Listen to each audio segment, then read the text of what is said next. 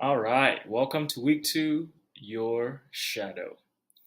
So, in order for you guys to understand more of this concept of your shadow, go ahead and watch this video here that is attached within your workbook to have a better understanding.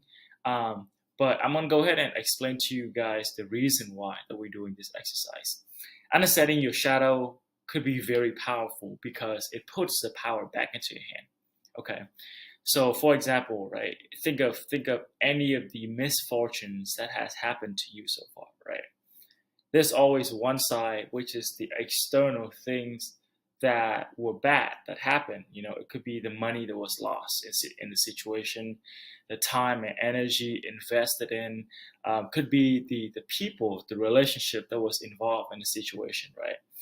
Anything that is happenings around you during the situation that was bad.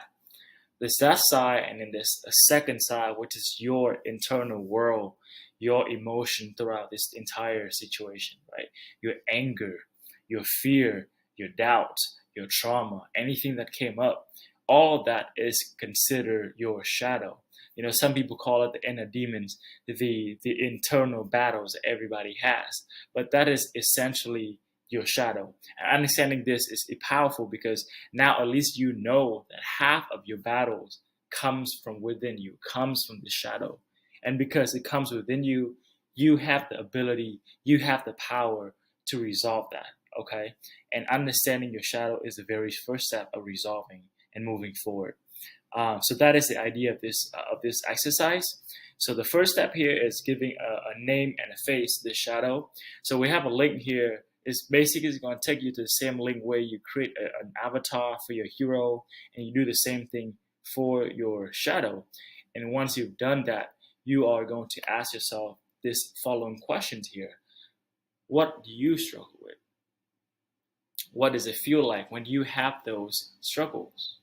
What are the daily activities that your shadow does that hinder your growth?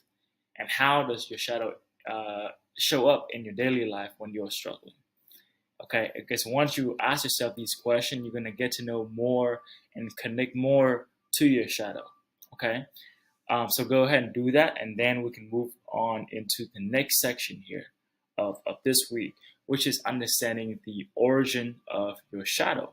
Okay, and then you ask yourself also the next series of question, which is when was the first time that you met your shadow?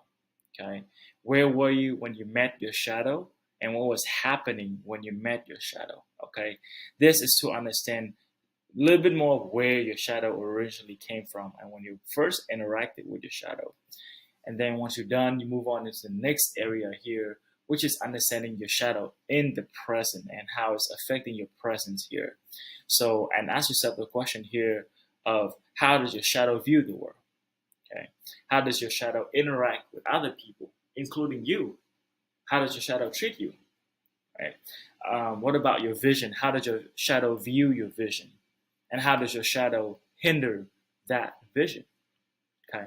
And once you understand that, your second challenge here for this week is connecting to your shadow.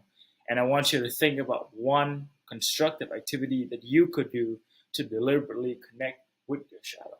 So we have a couple of examples here for you. You can do poetry, drawing, or painting. Some people choose to visualize their darker energy on a paper or a device, to visualize this and to just to let out the energy, right?